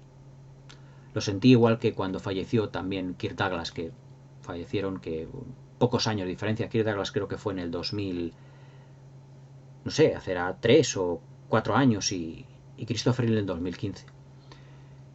Clark Gable evidentemente no tuvo la suerte de vivir tanto, hasta los 90 o 100 años. Se puede decir, bueno, Clark Gable falleció con 59, 60 años. O sea, muy joven todavía. Pero es que Clark Gable, es que no había papel que lo bordara. Es que era un tío que interpretativamente tenía tal cantidad de calidad interpretativa. Y además que fue una persona que fue muy influyente dentro del mundo del cine de Hollywood. Muy influyente debido a una personalidad y un carácter muy incisivos y muy fuertes. Se puede decir que él fue el descubridor de Judy Garland. En una fiesta en la que estaban Errol Flynn, Clark Gable, David O. Selznick. Perdón, David O. Selznick no estaba, pero en una fiesta en la que contrataron a un grupo de cantantes, estaba Judy Garland y sus hermanas. Y Judy Garland empezó a cantar una canción con sus hermanas llamada La Cucaracha. Y de eso que a Clark Gable le gustó la manera en que cantaba, su voz melodiosa, y a su vez, digamos el desparpajo que tenía Judy Garland. Y fue precisamente el que él llamó a David O. Selznick, productor independiente, pero muy independiente entre comillas, muy ligado a la Metro-Goldwyn-Mayer, el que le dijo: tengo a una actriz, a un personaje que me gustaría que vieras. Que vieras. Y es cuando, pues, la recomendó a Judy Garland. Le dijo: tienes que ver a esta chica cantando. Además que esto fue en los años 30, cuando evidentemente el musical Metro-Goldwyn-Mayer estaba empezando a resurgir. Y evidentemente en una película llamada Melodías de Broadway 1938, protagonizada por Robert Taylor, aparece en un pequeño papel Judy Garland cantando una canción a Mr. Gable, del que estaba platónicamente enamorada, como dándole las gracias a Clark Gable por haber sido él su descubridor. Luego ya en 1939 interpretaría evidentemente El Mago de Oz de la mano de la Metro y de David O. Selznick. Pero se puede decir que el descubridor, sin quererlo él directamente, de Judy Garland fue Clark Gable. Clark Gable es ese actor también que nos dejó a todos patidifusos por posiblemente el mejor papel escrito para un hombre, que fue el del para un papel masculino, que fue el de Red Butler en Lo que el viento se llevó. Si Vivien Leigh, o mejor dicho, el papel de Scarlata O'Hara es el mejor papel de la historia del cine interpretado por una de las mejores actrices de la historia, que es el de Scarlata O'Hara, el papel de Red Butler es uno de los más completos, más complejos y más profundos que se ha hecho nunca para una estrella masculina. Y eso lo interpretó el rey de Hollywood llamado Clark Gable. En 1934 inaugura Clark Gable, junto con Claudette Colbert, la Screwball Comedy de la mano de Frank Capra, en una película que no solo inaugura lo que es la Screwball Comedy, sino que inaugura, por lo que se puede decir, ese género que es el de comedia romántica, que fue sucedido una noche en 1934, y por el que ganó un Oscar al mejor actor. Estuvo pues fascinante, como él a Clark Gable. Aquí hace poco que he comentado una película suya, bueno, hace ya a lo mejor unos meses, que fue San Francisco, junto a Janet MacDonald, a las órdenes de Willard Van Dyke. Otra producción donde la personalidad de Clark Gable lo inundaba absolutamente todo. Y además dándole también la réplica, ya no solo a Janet MacDonald, sino a Spencer Tracy, otro de los grandes de la época. Pero también hizo películas inolvidables de aventuras como Mogambo, con John Ford. ¿Quién no se acuerda de Mogambo? Realmente una película fantástica. Westerns, maravilloso ese western, un tanto crepuscular que es Vidas Rebeldes. Más allá del Missouri, una aventura maravillosa. La esclava libre junto con Yvonne de Carlo, una de las grandes reinas del Technicolor. El rey de Hollywood. ¿Qué puedo decir de Clark Gable que no se haya dicho ya? En el número 3, el rey de Hollywood, Clark Gable. En el número 2, tenemos a Cara de Piedra. Y dices yo, bueno, Cara de Piedra, ¿quién es Cara de Piedra? Pues le apodaron Cara de Piedra a raíz de su protagonismo en Los 10 Mandamientos. Porque el personaje de Moisés, como lo interpreta este actor y su caracterización, está basado, digamos, en la famosa escultura que está hoy en día en Roma, en Italia. Este actor, Cara de Piedra, no es otro que el inigualable Charlton Heston. Charlton Heston es para el cine épico lo que Cary Grant como galán del cine de Hollywood. No había película épica en la que no estuviera Charlton Heston. Es decir, 55 días en Pekín, que la tenéis aquí reseñada, maravillosa producción de Samuel Bronston. El Cid, también, producida por Samuel Bronston, rodada aquí en España junto a Sofía Loren. Los 10 Mandamientos de Cecil B. DeMille, de 1956, y además codeándose con Jules Briner y con Anne Baxter, una de las más increíbles actrices de la historia del cine. Un actor que fue primeramente, digamos, descubierto de una manera bastante casual, porque él empezó a cogerle el gustillo de la interpretación a raíz de que sus padres, creo recordar, que se divorciasen. Se fue a vivir directamente con su madre y se iba a veranear además en una cabaña, en un bosque cercano a donde estaban viviendo, y a Charlton Heston le encantaba cortar leña. Y se tiraba cortando leña muchas veces para el invierno, para temporadas, en esa casita que tenían, cortando leña, él solo, directamente, hacha en mano, se le va con todos los árboles. De ahí su constitución física, de ahí que fuera tan ancho y tan fuerte. Es decir, no lo viene solo de genética, sino porque él digamos que veraneó y pasó largas temporadas en las montañas rocosas, cortando leña. Eso es una de las cosas que más le gustaban a Charlton Heston. Cuando él se presentó, digamos, probando fortuna, porque él dijo, bueno, sé que no soy a lo mejor un gran actor, no tengo experiencia en esto, pero bueno, vamos a ver si doy la talla.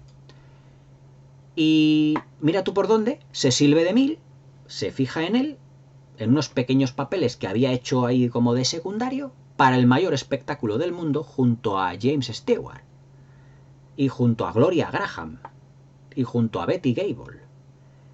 Betty Gable era del mayor espectáculo del mundo. Ahora no me acuerdo, y eso que la he reseñado hace poco. Bueno, quiero decir que Cecil B. DeMille fue realmente el maestro en la interpretación de Charlton Heston. Charlton Heston siempre lo dijo, que él debía todo lo que era su labor interpretativa, su calidad interpretativa, porque al igual que Burt Lancaster, no tenían, digamos, no tenían estudios de interpretación. Fueron poco a poco forjándose como actores. Incluso dentro de los años 50, cuando interpretó a Moisés, cuando interpretó al dueño del circo, del mayor espectáculo del mundo, incluso cuando interpretó a Ben-Hur en la superproducción de William Wyler, no se le estaba considerando como un gran actor. Lo que pasa es que ganó el Oscar, se puede decir, por interpretar a Ben-Hur, no digamos porque no hiciese una gran interpretación, que la hizo, sino porque las malas lenguas decían en Hollywood que después de la retahíla de Oscar que tenía Ben-Hur, el Oscar de Charlton Heston fue como un Oscar más para él, cosa que yo no estoy de acuerdo. Yo creo que Charlton Heston realiza una labor realmente extraordinaria en Ben-Hur, pero hay algunas secuencias en las que está un tanto sobreactuado, sobre todo en aquella secuencia en la que se agarra a la mesa donde está Mesala y le dice: no pararé hasta vengarme de ti y hasta encontrar a mi madre y a mi hermana. Tiene ciertas secuencias en las que que sobreactúa un poquito. Ya en los 10 mandamientos tuvo una interpretación maravillosa, pero en algunos momentos se pasa un poco de solemnidad. Pero es que en los años 50 Charlton Heston se estaba forjando como actor.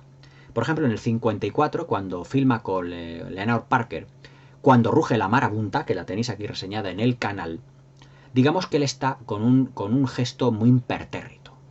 Es decir, no se parece, que era un actor cuya expresión no variaba para nada. Pero luego eso en los años 60 fue cambiando. En los años 60 es cuando ya, a raíz del Oscar por Ben-Hur, empieza a transformarse en el actor, en la gran estrella, digamos, de calidad interpretativa que luego llegó a tener.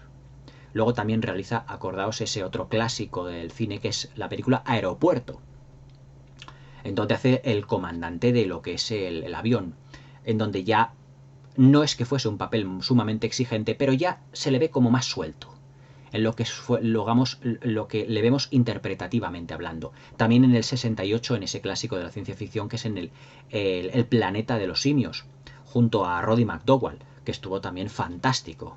Su expresión, por ejemplo, al final de la película, cuando descubre la Estatua de la Libertad y que él no se había movido, que realmente había viajado realmente en el tiempo, no es tan sobreactuada como otras interpretaciones al principio de su carrera.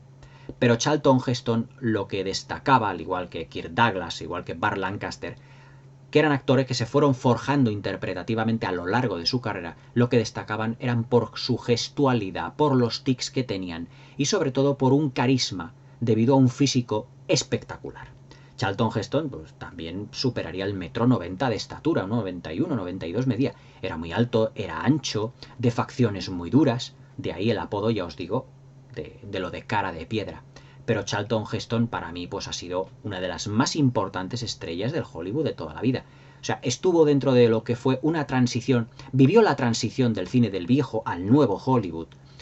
Fue uno de los pocos actores que sobrevivió a esa transición, porque a finales de los años 60, cuando se realiza esa transición entre el viejo Hollywood y el nuevo Hollywood, con la aparición de todos los directores, de Spielberg, Lucas, Scorsese, Coppola, en los 70 sigue trabajando Charlton Heston. Es uno de los pocos actores que digamos que sobrevive o que se adapta a ese cambio. Porque le había pillado ya en una época ya de su vida en el que él ya tenía un bagaje interpretativo. Se había forjado en el Hollywood clásico, en el Star System, en los años 50. Por lo tanto, en los años 70, 20 años después, ya Charlton Heston, ya un hombre ya maduro, ya evidentemente ya tenía un bagaje y unas tablas y una calidad interpretativa que evidentemente estaba fuera de toda duda. Empezó siendo una estrella y terminé siendo un actor, exactamente igual que le ocurrió a Kirk Douglas y también a Burt Lancaster. Empezaron siendo, digamos, estrellas que destacaban por su físico, por un carisma, por una presencia, pero que terminaron convirtiéndose en unos actores de una grandísima categoría. Medalla de plata y en el número 2, y uno de mis favoritos, sin duda, Charlton Heston. Y en el número 1, pues junto con, digamos que con Morgan Freeman, el único actor del cine, se puede decir que contemporáneo. ¿Qué puedo yo decir de mi actor favorito? Siempre, cuando yo... Esto es una cosa que os voy a contar personal mía. Algunas de las películas que yo me compré al principio, digamos cuando salieron en PAX, cuando salieron en el VHS, que yo me las compré originales y que costaban su dinero, que por aquel entonces fueron las 3 de la Guerra de las Galaxias y las 3 de Indiana Jones. ¿Qué tienen en común Han Solo, Indiana Jones y Rick Deckard? El tercero en discordia, el tercer personaje en discordia, que están interpretados por mi actor favorito de todos los tiempos, que es Harrison Ford. Harrison Ford, ese no circense, no talador de bosques en las montañas rocosas, pero sí carpintero. Harrison Ford empezó, seguramente como todos lo sabéis, siendo un carpintero. Y que George Lucas se fijó en él porque él estaba trabajando de carpintero como, digamos, dentro de uno de los equipos, digamos, artísticos y técnicos en Hollywood. Y claro, se fijó en él para una de sus primeras películas, que fue American Graffiti, para un papel muy pequeñito, pero que ya Harrison Ford, yo creo que en American Graffiti tenía entre 29 o 30 años, pero que en ese pequeño papel ahí nació lo que es para mí, junto con Tom Cruise, la última gran estrella masculina de la historia del cine, la última gran estrella. Si se puede decir que hoy en día en Hollywood ya casi no quedan estrellas. Evidentemente se puede decir que todavía que están Al Pacino, Dustin Hoffman, Robert De Niro, pero pertenecen, digamos como a otra, no generación, porque prácticamente tienen la misma edad que Harrison Ford, rozan ya en los 80 años, pero evidentemente a Robert De Niro se le conoce mucho antes que a Harrison Ford. A Harrison Ford se le conoce mucho después, vamos, unos cuantos años después, por la Guerra de las Galaxias. Pero es de esas últimas estrellas de Hollywood que tiene una carrera meteórica, que ha hecho de todo, comedias, y digo actores o grandes estrellas de Hollywood porque, al igual que las estrellas de antaño, abarcó todos los géneros habidos y por haber. Ciencia ficción, aventuras, comedias, westerns también, dramas, dramas románticos, de todo lo ha abarcado Harrison Ford. Empezó con American Graffiti, pero luego, evidentemente, siguió la Guerra de las Galaxias. Es decir, Han Solo, y eso que es un papel que él no le tiene excesiva estima, Harrison Ford, fue el papel que le dio a Harrison Ford la fama absoluta. Antes de ser Indiana Jones fue Han Solo, y Han Solo es uno de los personajes más icónicos de la historia del cine. Harrison Ford es ese actor hoy en día totalmente infravalorado, porque nuevamente no tiene estudios como Charlton Heston, como Kirk Douglas, como Burt Lancaster, lo que les hermana con todos estos actores del Star System, pero Harrison Ford se puede decir que es como él tiene su propio Star System. Harrison Ford es la auténtica gran estrella del cine de los últimos 40 años. Es decir, Harrison Ford lo ha hecho todo en el cine. Cuando hace el papel de Indiana Jones, en 1981, hace otro papel que le transforma en otro icono de la cultura pop. Pero es que en el 82, Rick Deckard, de Blade Runner, le transforma en otro icono. Es decir, es uno de esos poquísimos actores o de las poquísimas estrellas de Hollywood que tiene personajes que, debido a su maravillosa interpretación, son iconos de la historia del cine. Ya no son grandes personajes, son iconos. Porque Han Solo, Indiana Jones y Rick Deckard son iconos hoy en día, no solo son personajes.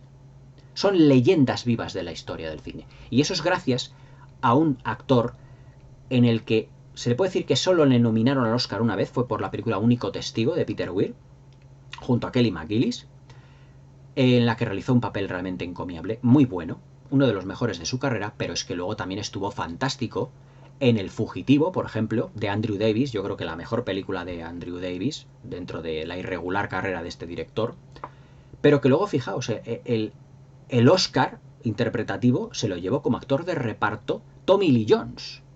Pero es que no se puede decir que Tommy Lee Jones fagocite a Harrison Ford en El Fugitivo, todo lo contrario.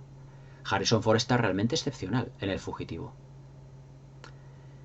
Pero es que Harrison Ford también hizo dramas románticos, como por ejemplo La calle del adiós, junto a Leslie Ann Down, un drama romántico maravilloso, junto a Christopher Plummer también, un trío protagonista realmente excepcional.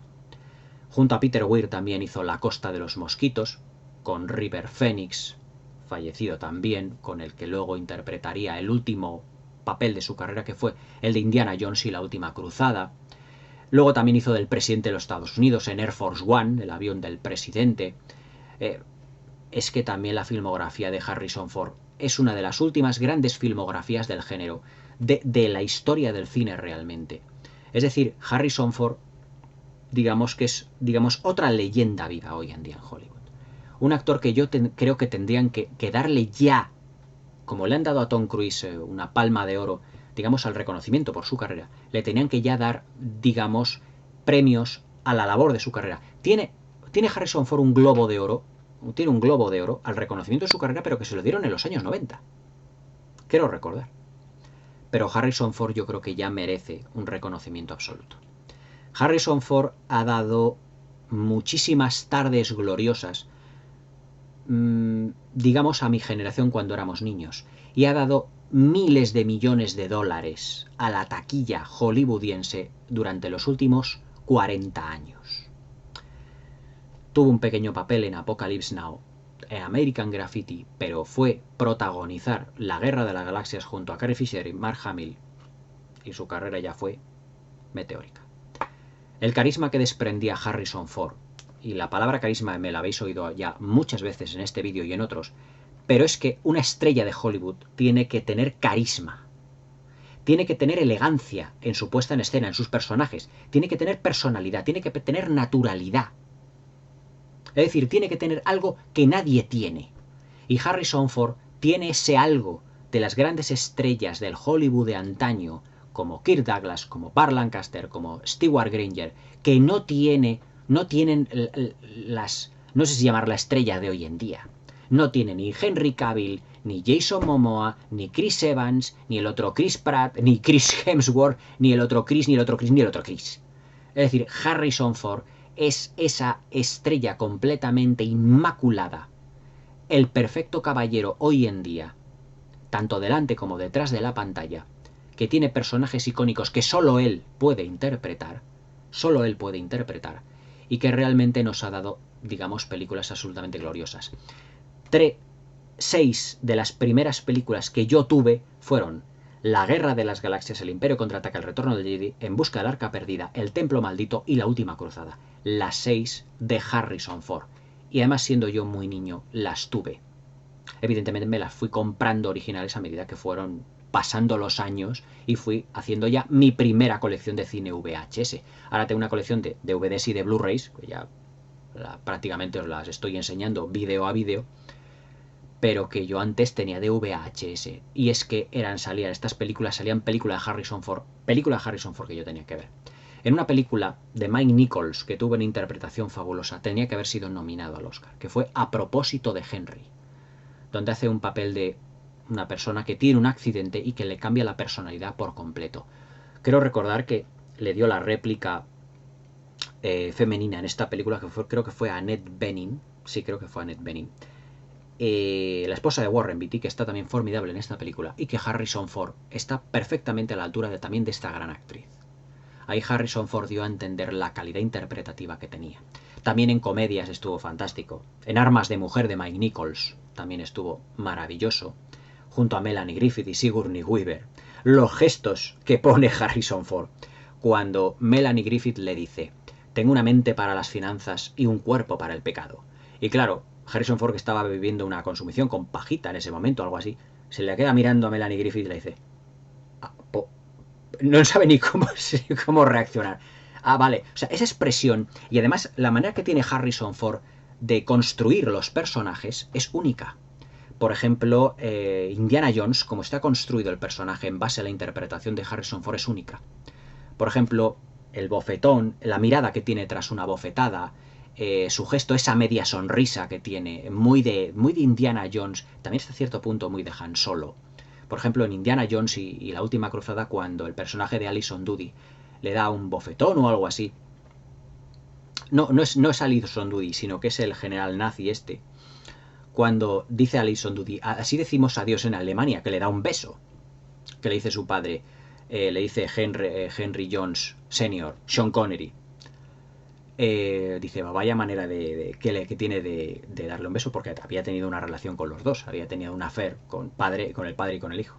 Y cuando le viene luego el oficial alemán, y le dice: y así es como decimos adiós en Alemania o algo así, que le dice, y le suelta un guantazo. La expresión que tiene Harrison Ford cuando le suelta el guantazo ahí el oficial nazi a Harrison Ford, la expresión tras ese guantazo es: es tan de Indiana Jones.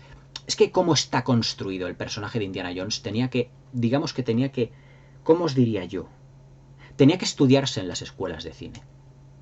Sin ser un gigantesco actor no está a la altura de un Marlon Brando, de un Cary Grant o de un Clark Gable, o de un Spencer Tracy, o de un Jack Lemmon. Pero es que Harrison Ford tiene un algo especial que le hizo, que le hace, valga la redundancia, especial. Harrison Ford es esa estrella de cine que cuando ya no esté entre nosotros, al igual que Clark Gable, nadie ocupará su lugar. Nadie. Es más, yo os voy a decir una cosa. Y vosotros sabéis perfectamente que el último cine de Hollywood no es...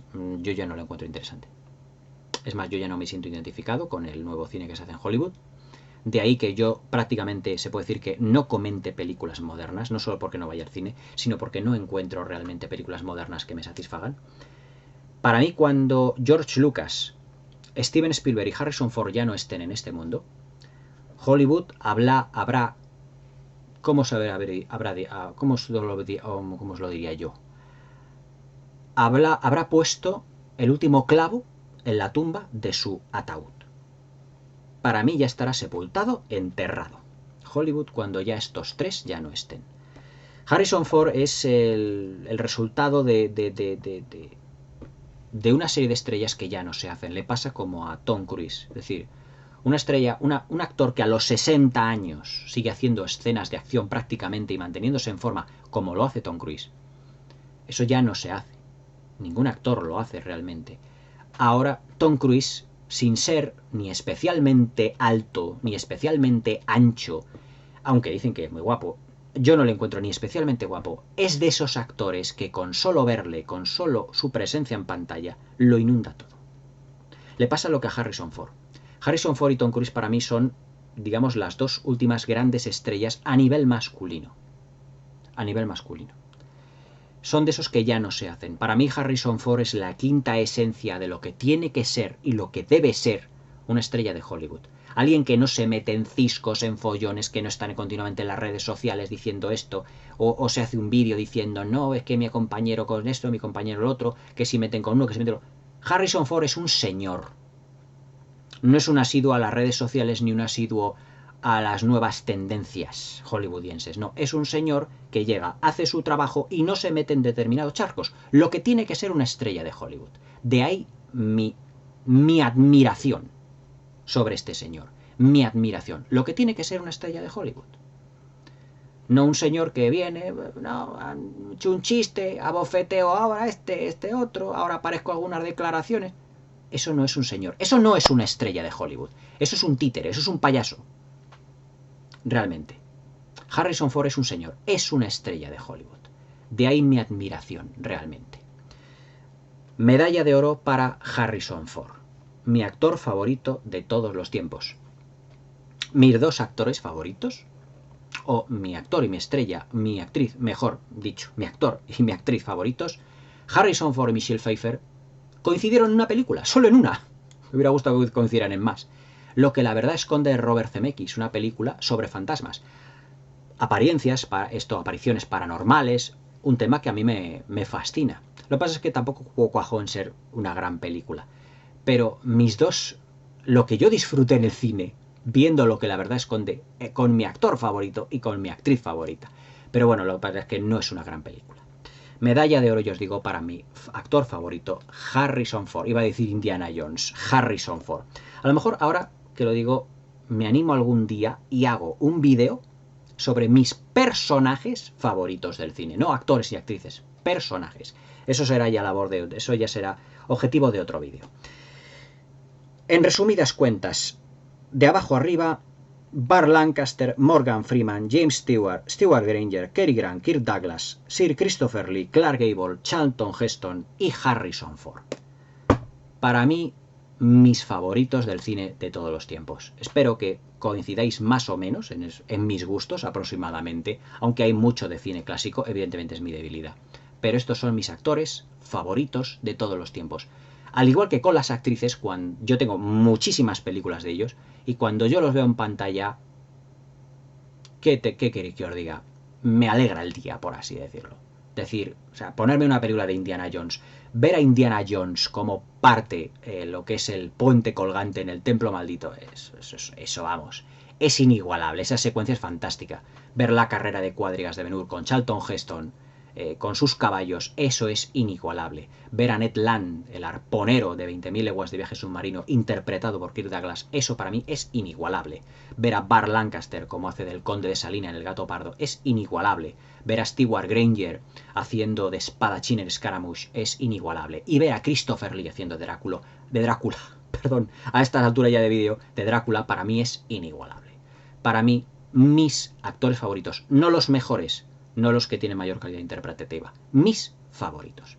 Espero que os haya gustado este larguísimo vídeo, uno de los más largos que he hecho del canal, pero es que son mis actores favoritos, son mis actrices favoritas. Por eso son vídeos amplios, porque yo vivo el cine, como todos lo sabéis, y evidentemente con mis actrices favoritas y con mis actores favoritos, cuando yo les veo en pantalla, para mí me alegra el día. Espero que os haya gustado este vídeo, que le des un like, me ayudará mucho, y que le des a la campanilla y os suscribáis para que no os perdáis ninguno de mis nuevos vídeos. Espero que os haya gustado este amplísimo vídeo ya, 1 hora 40 minutos ya llevamos. Perdón por la longitud, cuando me vengo arriba, sobre todo con mis estrellas de cine favoritas, me salen vídeos muy largos. Os pido disculpas por todo ello. Bueno, espero que os haya gustado el vídeo, paséis una buena velada y hasta mañana.